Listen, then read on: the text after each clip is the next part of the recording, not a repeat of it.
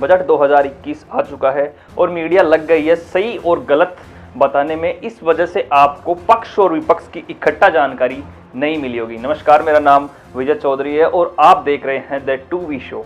इस वीडियो में हम आसान शब्दों में एनालिसिस करेंगे बजट 2021 का। तो वीडियो पूरा देखें और मेरी गारंटी है आपको और वीडियो देखने की आवश्यकता नहीं पड़ेगी। So let's begin this video.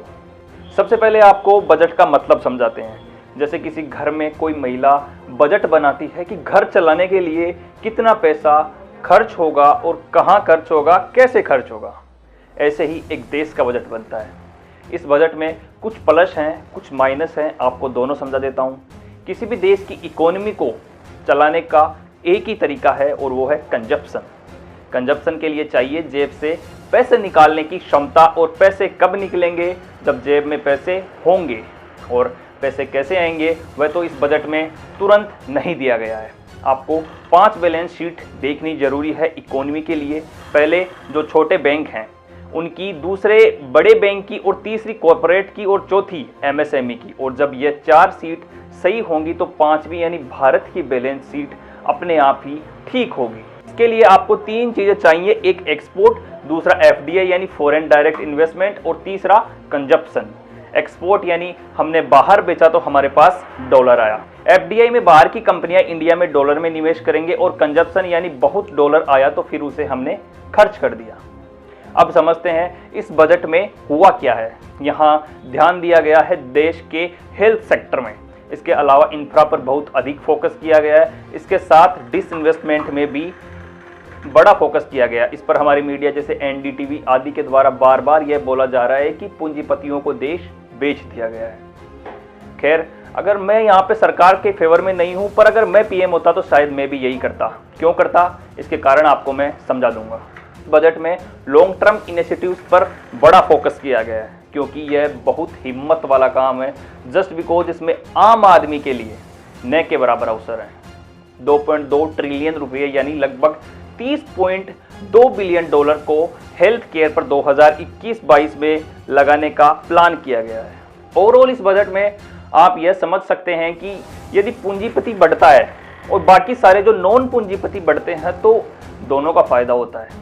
ऐसा नहीं है कि पूंजीपति बढ़ेगा तो आम आदमी पिस जाएगा, क्योंकि वह अपने सारे पैसे, जो पूंजीपति है वो अपने सारे पैसे बैंक में रखता है, जिससे लोन आउटफ्लो बढ़ता है और मार्केट में फिर से कैश आता है। पहले एक फैक्ट समझिए, केवल 5% स्टार्टअप आगे बढ़ते हैं और 10 साल तक चलते हैं, और 0.01% ही ऐसे स्टार्टअप्स होते हैं जो 100 साल तक चलते हैं। और हमारा टाटा ग्रुप पिछले 150 सालों से लगातार चल रहा है, जिसकी 100 कंपनियां 100 से भी ज़्यादा देशों में काम कर रही हैं, और जिनमें से 28 कंपनियां तो ऐसी है जो पब्लिक लिस्टेड है। अगर टाटा ग्रुप आगे बढ़ता है तो देश भी आगे बढ़ता है। और यह बजट जॉब से ज़्यादा एंटरप्रेन्योर्स के लिए फायदेमंद है।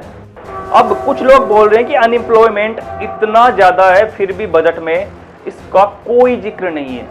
तो भाई मेरे, जब नए स्टार्टअप आगे बढ़ेंगे तो वो लोगों को रोजगार देंगे, उनको काम करने के लिए लोगों को रखना पड़ेगा। इससे उल्टा ज़्यादा तेजी से रोजगार मिलेगा। इसके अलावा डिसइन्वेस्टमेंट एक बड़ा मुद्दा है, यानी प्राइवेटाइजेशन। सब लोग नुकसान बता रहे हैं, मैं आपको फायदे बताता हूँ। दरअसल जो नॉन परफॉर्मिंग एसेट हैं उसे बेचना कोई गलत बात नहीं है। जैसे अगर रेलवे की ज़मीन, अगर कोई रेलवे की ज़मीन है वो खाली पड़ी है और उसको जब किसी पूंजीपति को दे देंगे तो वहाँ अपनी वो कंपनी सेट करेगा, जिससे एम्प्लॉयमेंट बढ़ेगा और जिससे ज़्यादा लोगों को रोज़गार मिलेगा। और सीधी सी बात है, रोज़गार मिलेगा तो देश आगे बढ़ेगा। इसके अलावा 75 साल से ऊपर के लोगों को अब डायरेक्ट टैक्स देने की कोई ज़रूरत नहीं है, लेकिन इसका कोई खास फ़ायदा भी नहीं होगा क्योंकि ऐसे बहुत ही कम लोग हैं।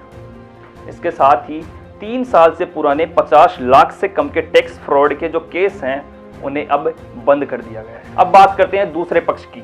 राहुल गांधी बोल रहे हैं government forget to putting money in poor's hand, यानी मोदी सरकार ने देश बेच दिया है।